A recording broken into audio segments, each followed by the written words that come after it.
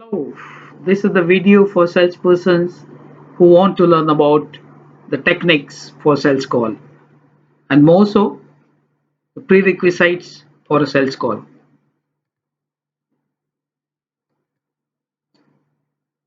Let's begin by a question. Is getting face to face with customer a problem? The first aspect. What about the prospect who simply won't give you an appointment? Another aspect.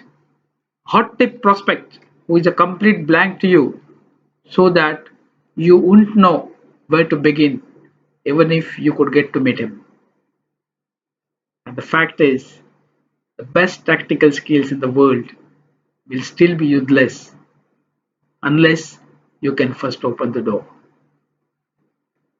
As you know, every adversity has the seed of an equivalent or greater benefit for those who have the positive mental attitude. And with this video, we aim to achieve the same. How to ensure getting in for a sales call? Three aspects to it. Number one, the credibility. Number two, the valid business reason. And third, your sales call target. In this video, we are going to cover the first part, that's the credibility. Some facts about the credibility.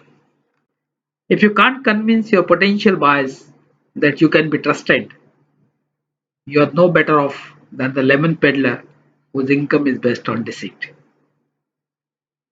In all sound selling, where long term success is important, the credibility of the salesperson is the basic. People respect you not for knowledge or nature that you have, but how you utilize it for others. That is what matters. Why a potential buyer will refuse to agree to a sale? The five reasons have been enumerated here.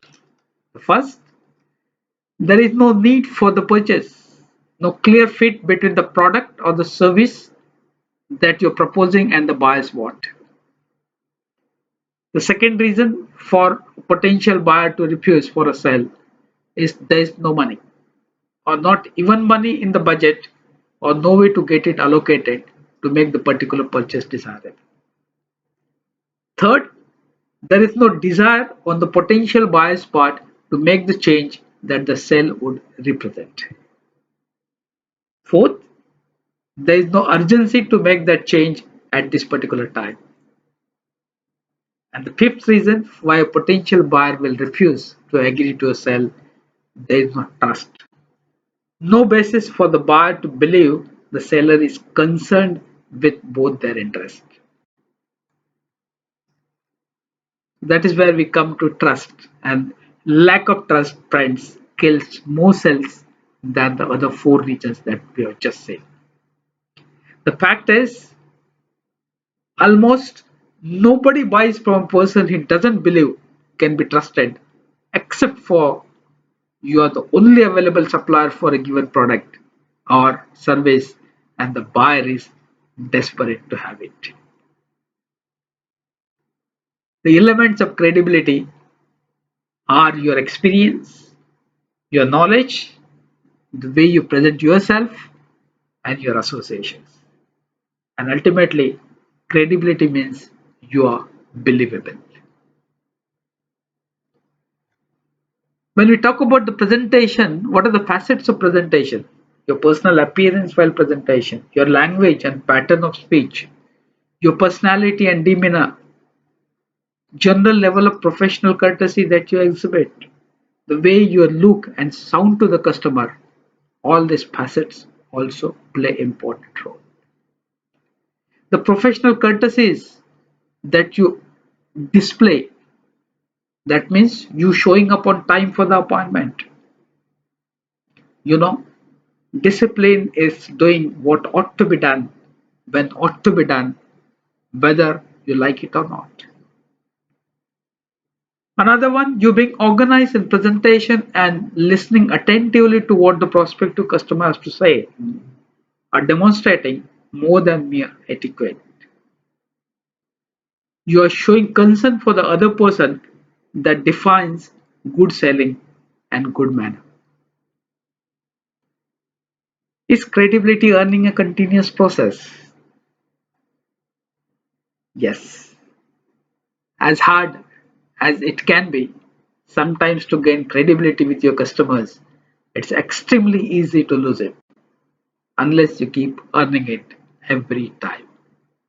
For this reason, credibility has to be checked constantly to be sure it is not being eroded. It needs to be checked on every sales call with the prospective customer and as frequently on each call as it's appropriate. The sales call where you assume you have credibility is the sales call on which you will lose it. Remember, visions of the future are better than the dreams of the past, and you have to keep on working and keep on earning credibility on a continuous basis. Let's look at the symptoms that show credibility. When you are perceived as a credible person in front of this prospective buyer, what are the symptoms you see? The prospect more actively involves in the sales call interview than if he sees you as a threat or an unknown. Your client is a partner in the interview. He asks pertinent questions regarding what you are trying to do, volunteers information that will help you to move the sale forward. Prospect gives you his undivided attention because he feels involved in something that he owns. Remember, while difficult takes time, the impossible just takes a little longer. And in all, you may have a feeling of being unfair when it comes to no credibility. Let us see that on the next slide. The symptoms that show no credibility when the potential customer clamps up or becomes antagonistic. He bombards you with questions about your credibility rather than about your possible solution to his problems. He becomes an anti-sponsor, expending all of his energy trying to find reasons that your proposals won't work for. And when this kind of no credibility symptoms are seen, you may have a feeling of being treated unfairly. And remember, expecting the world to treat you fairly because you are a good person is like expecting a lion not to attack you because you are a vegetarian. That is not going to happen. And you ought to face it. Now let's look at, is credibility everlasting? Nobody ever really gets credibility once and for all. The trust that you need from your customers is something that you develop over time and something that has to be re-established every time you meet face to face. Unless you pay constant attention to gaining and regaining it on every call, you can easily find yourself assuming a client's trust when it is long since flown the coop. Now, where does the credibility come from? Either it has been earned by you in the past, it has been transferred by third party reference, or it has been established by reputation. Now let's look at the ground rules for earning credibility. First and foremost important is to ask precise questions. The more focused and specific your questioning is, the more it will be clear to the client that you have thought enough about your meeting with him. A vague, wandering discussion around the topic hinders the salesperson's credibility. Since the client's time is just as valuable as yours is, save both of you some aggravation by drafting precise questions in advance of your meeting. Doing this not only impresses the client with the preparation, it also makes it much easier for you to get specific information you need to move a joint